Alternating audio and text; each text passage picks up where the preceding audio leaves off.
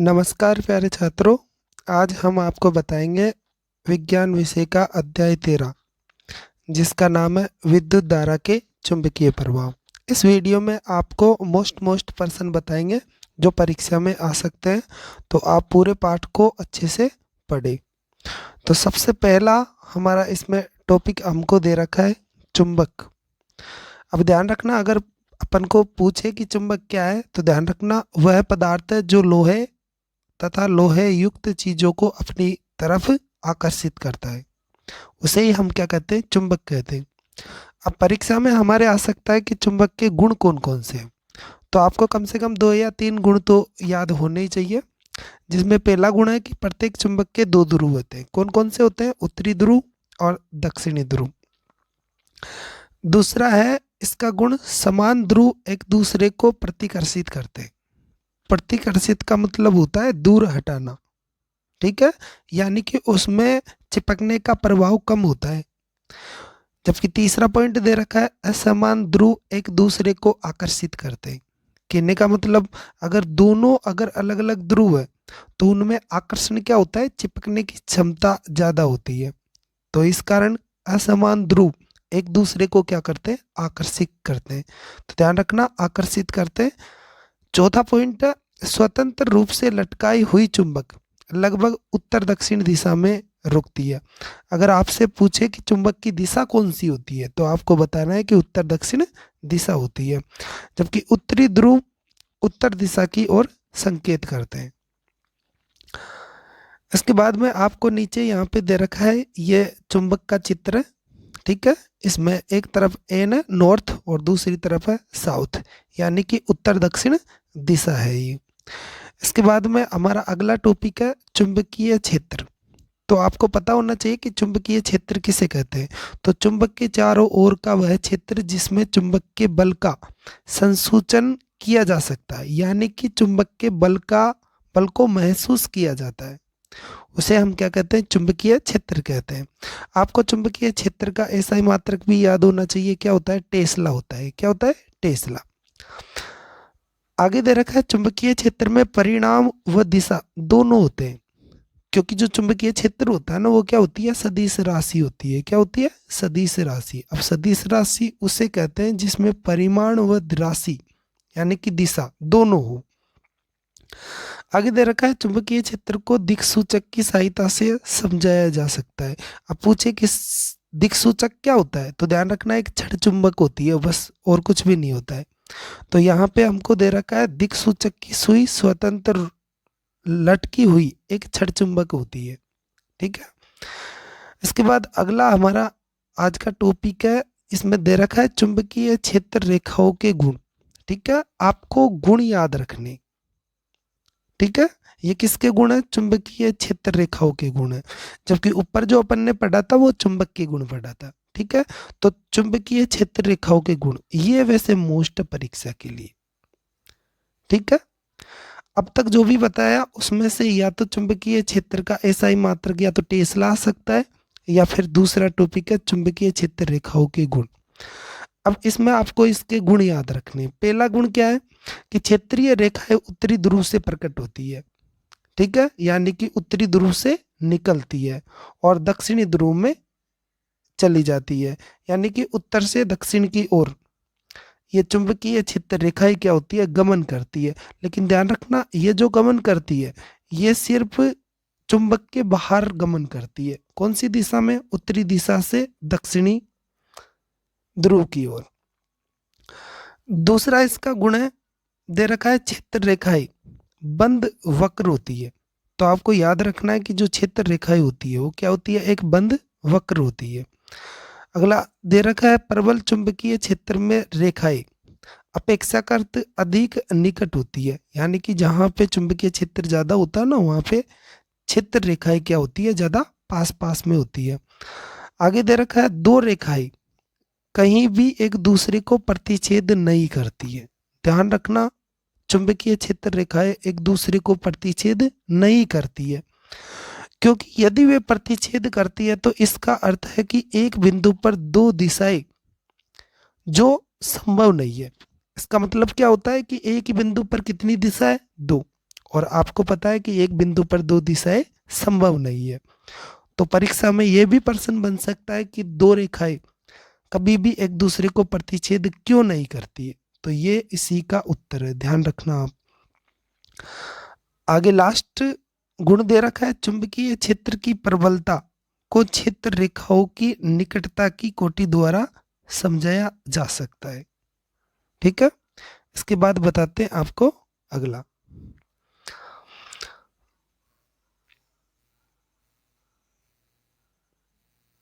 यहाँ पे ये जो आपको दे रखा है, ये छड़ चुंबक का चुंबकीय क्षेत्र रेखाओं वाला एक चुंबक का क्या है, चित्र है ये।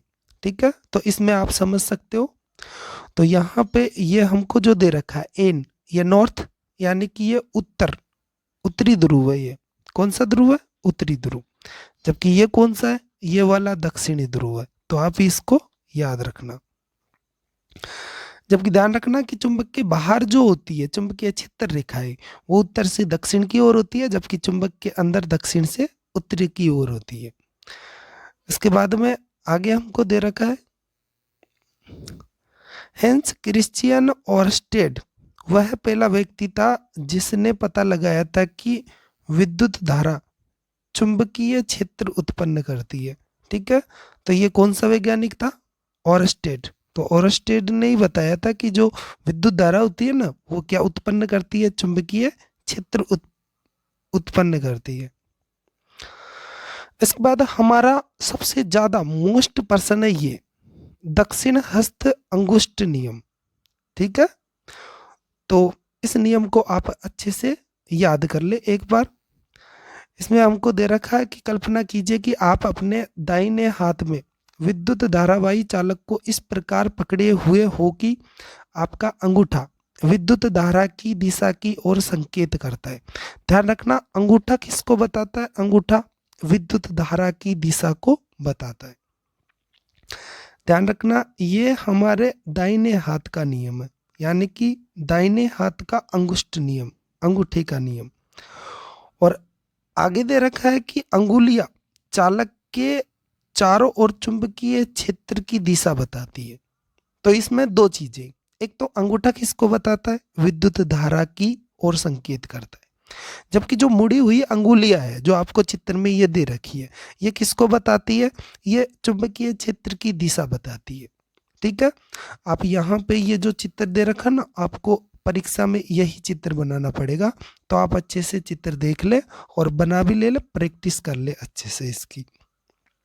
ठीक है, इसके बाद हमारा अगला टॉपिक है, सीधे चालक से विद्युत धारा प्रवाहित होने के कारण चुंबकीय क्षेत्र।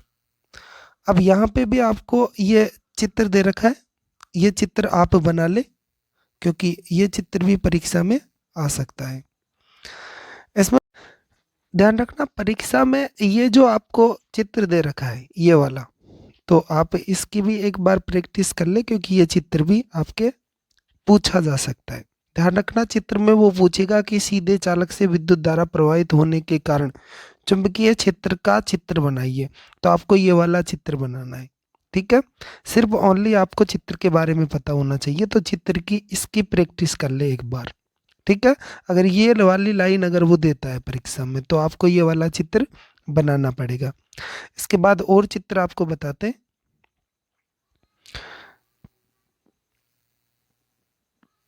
एक है ये वाला चित्र। ठीक है, तो इसकी भी चित्र की आप प्रैक्टिस कर ले। ये चित्र जब बनाना है जब वो कहे कि विद्युत धारावाही वर्ताकार पास के कारण चुंबकीय क्षेत्र, यानी कि वर्ताकार पास के कारण चुंबकीय क्षेत्र का चित्र बनाइए। तो ध्यान रखना, वो ये भी पूछ सकता है कि पास के अंदर चुंबकीय क्षेत्र की दिशा कैसी होती है। तो ध्यान रखना, एक समान होती है। कैसी होती है, एक समान होती है। और आप इस चित्र की प्रैक्टिस कर ले। इसके बाद अगर आपसे वो पूछे कि विद्युत धारावाही वर्ताकार पास के चुंबकीय क्षेत्र को प्रवाहित करने वाले कारक कौन कौन से, तो ध्यान रखना, चुंबकीय क्षेत्र समानुपाती होता है किसके, चालक में से प्रवाहित होने वाली धारा की। ये पहला कारक है इसका। चुंबकीय क्षेत्र एक बटा चालक से दूरी की क्या होता है, समानुपाती। और जो ये कारक है तो चुंबकीय क्षेत्र कुंडली के फेरों की संख्या पर भी निर्भर करता है, ये भी एक इसका कारक है। वैसे ज्यादा इंपॉर्टेंट नहीं है, आप इस पे ज्यादा ध्यान नहीं दें, ठीक है। अब जो सबसे ज्यादा इंपॉर्टेंट है वो है ये परिनालिका, बहुत ही इंपॉर्टेंट है ये, ठीक है। आप अच्छे से इसी परिनालिका को पढ़ लो और इसका चित्र भी बना लो, परीक्षा में आएगा, कन्फर्म आएगा, परिनालिका के बारे में वो जरूर पूछता है, ठीक है। अब पहले तो आपको परिनालिका की परिभाषा पता होनी चाहिए। तो परिभाषा है इसकी, पास पास लिपटे विद्युत रोधी तांबे के तार की बेलन की आकृति की अनेक फेरों वाली कुंडली को हम क्या कहते हैं, परिनालिका कहते हैं। ये परिनालिका का चित्र है, अच्छे से बना ले, प्रैक्टिस कर ले, ये कन्फर्म आएगा, ये भी ध्यान रखना। अगर पूछे कि परिनालिका का चुंबकीय क्षेत्र कैसा होता है, तो छड़ चुंबक के जैसा ही होता है, ठीक है। तो आप इसको अच्छे से पढ़ लें। आगे और बताते हैं, यह है परिनालिका के बारे में। दे रखा है परिनालिका के अंदर चुंबकीय क्षेत्र एक समान होता है। ध्यान रखना, पास के अंदर भी जो पास बनाया था ना, उसमें भी एक समान होता है, इसमें भी एक समान होता है, और समांतर रेखाओं के द्वारा दर्शाया जा सकता है, ठीक है। आगे दे रखा है चुंबकीय क्षेत्र की दिशा के बारे में। अगर पूछे परिनालिका के बाहर चुंबकीय क्षेत्र की दिशा क्या होती है, तो ध्यान रखना उत्तर से दक्षिण की ओर होती है, जबकि परिनालिका के अंदर दक्षिण से उत्तर की ओर होती है, ठीक है। अगर पूछे कि परिनालिका का उपयोग, ठीक है, किसी चुंबकीय पदार्थ जैसे नर्म लोहे को चुंबक बनाने में किया जाता है, कि परिनालिका का उपयोग किस में किया जाता है, तो आपको बताना है कि नर्म लोहे को चुंबक बनाने में किया जाता है। किसका उपयोग किया जाता है, परिनालिका का उपयोग किया जाता है। इसके बाद आगे आपको दे रखा है ये वाला टॉपिक, विद्युत चुंबक और स्थायी चुंबक। इन दोनों में अंतर जरूर पढ़ ले आप एक बार, कम से कम दो अंतर तो आपको पता ही होने ही चाहिए। ध्यान रखना, जो विद्युत चुंबक होती है वो अस्थायी चुंबक होती है, ठीक है। हाँ, जबकि जो स्थायी चुंबक होती है वो उसमें आसानी से चुंबकत्व समाप्त नहीं किया जा सकता। यानी कि स्थायी अगर चुंबक है तो वो चुंबक ही रहेगी, या चाहे आप कुछ भी कर ले उसमें, ठीक है। आगे विद्युत चुंबक के बारे में अगर हम बताएं तो इसकी शक्ति बदली जा सकती है, और इसकी ध्रुवीयता बदली जा सकती है, और प्राय अधिक शक्तिशाली होते हैं कौन, विद्युत चुंबक। जबकि स्थायी चुंबक में क्या है कि शक्ति निश्चित होती है, ध्रुवीयता नहीं बदली जा सकती, और यह प्राय कमजोर चुंबक होते हैं, ठीक है। तो दोनों में अंतर पढ़ लेना। इसके बाद में अगला हमारा टॉपिक है, चुंबकीय क्षेत्र में किसी विद्युत धारावाही चालक पर बल कैसे लगाते हैं। तो आप ये वाला चित्र भी एक बार बना ले, प्रैक्टिस कर लेना, ठीक है। इसके बाद में अगला हमारा टॉपिक है फ्लेमिंग का वाम हस्त का नियम, यानी कि बायां हाथ का नियम।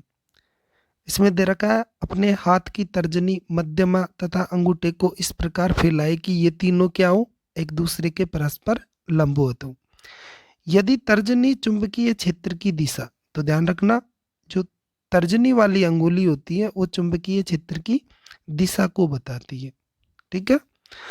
इसके बाद में आपको यहाँ पे चित्र भी दे रखा है। जबकि जो मध्यमा होती है, ये मध्यमा प्रवाहित धारा की दिशा की ओर संकेत करती है, जबकि अंगूठा क्या काम करता है, चालक की गति की दिशा या फिर बल की दिशा की ओर संकेत करता है।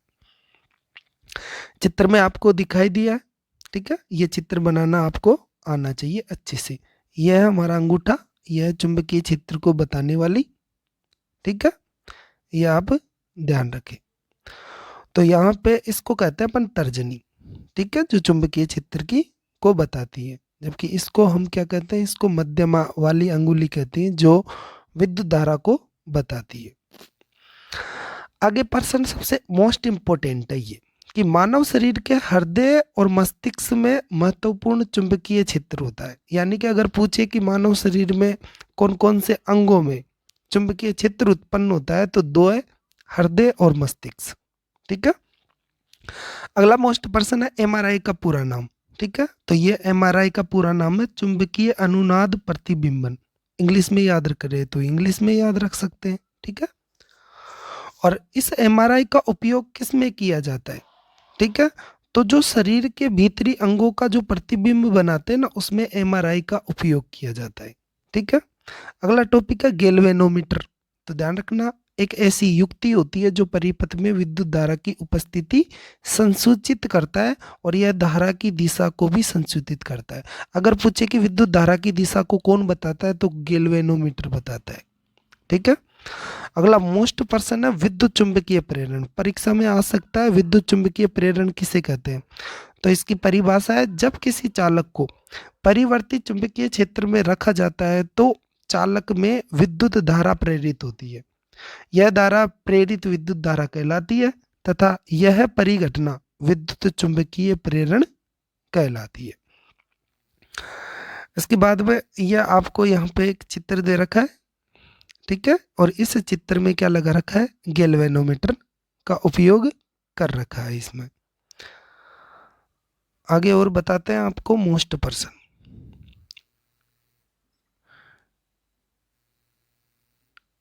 दे रखा है फ्लेमिंग दक्षिण हस्त नियम, यानी कि फ्लेमिंग का दाएं हाथ का नियम, ठीक है। दायां हाथ का नियम है ये वाला। तो इस नियम के अनुसार अपने दाहिने हाथ की तर्जनी, मध्यमा तथा अंगूठे को इस प्रकार फैलाए कि तीनों एक दूसरे के लंबवत हो। यदि तर्जनी चुंबकीय क्षेत्र की दिशा, ठीक है, तर्जनी वाली अंगुली किसको बताती है, चुंबकीय क्षेत्र की दिशा, तथा अंगूठा चालक की दिशा, जबकि जो मध्यमा होता है, मध्यमा वाली अंगुली, ये प्रेरित विद्युत धारा की दिशा को बताती है, ठीक है। और अब ये भी आप ध्यान रखना, दो जनित्र की जो कार्य प्रणाली का जो सिद्धांत है, ठीक है, तो वो इसी नियम पर आधारित है। किस पे, दक्षिण हस्त नियम पे। आगे दे रखा है प्रत्यावर्ती धारा। आपको पता होना चाहिए कि प्रत्यावर्ती धारा किसे कहते हैं। परीक्षा में बहुत अधिक बार पूछा गया प्रश्न है ये वाला, कि जो विद्युत धारा समान समय अंतरालों के पश्चात अपनी दिशा परिवर्तित कर लेती है उसे हम क्या कहते हैं, प्रत्यावर्ती धारा कहते हैं। आपको ध्यान रखना है कि भारत में विद्युत धारा हर 1/100 सेकंड के बाद अपनी दिशा में क्या करती है, उत्क्रमित कर लेती है।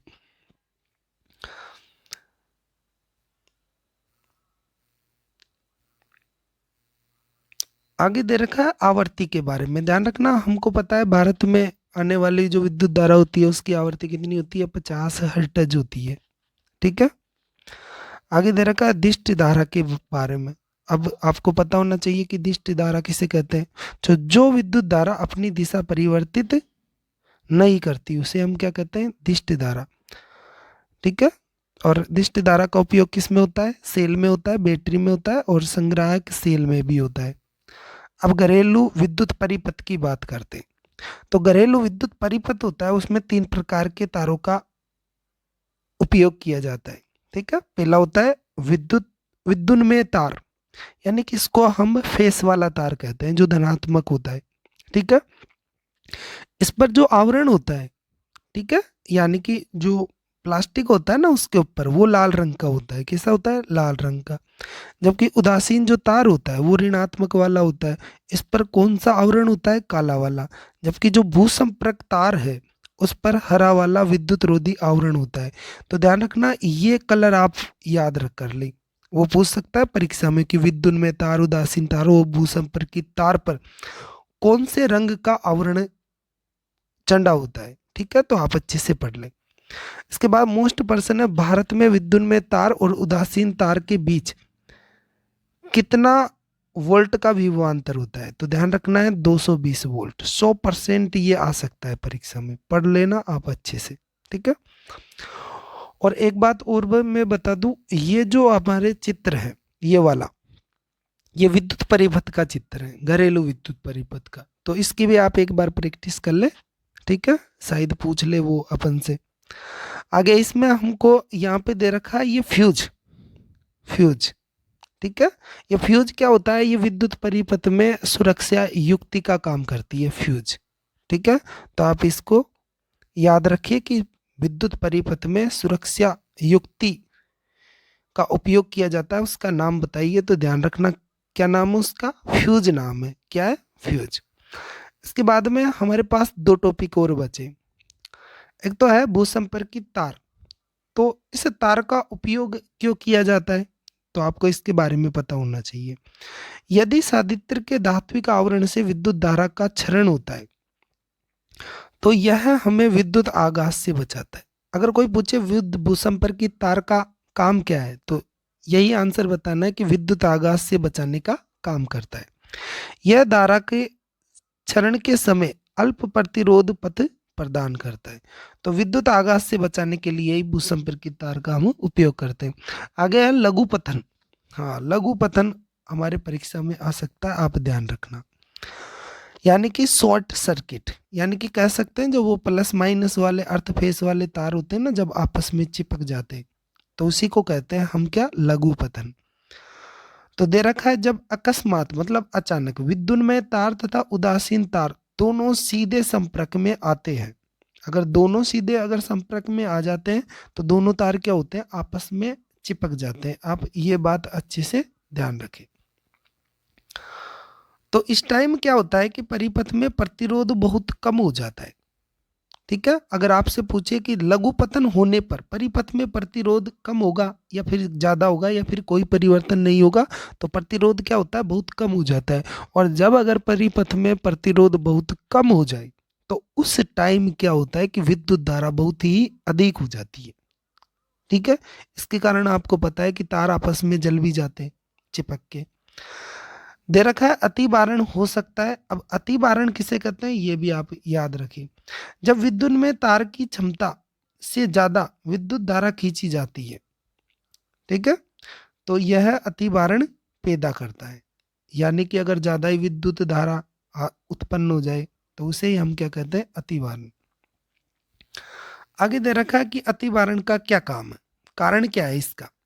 तो आपूर्ति वोल्टता में दुर्घटनावश होने वाली वर्दी और एक ही सॉकेट से बहुत से विद्युत साधित्रों को संयोजित करना। तो ये दो कारण है इसके अति बारण के। ठीक है, इस कारण भी हो जाता है।